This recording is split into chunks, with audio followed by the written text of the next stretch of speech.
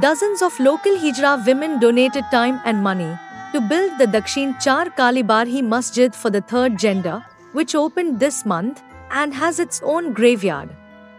Reportedly, a similar endeavor planned in another city in Bangladesh was stopped last month after a protest by locals.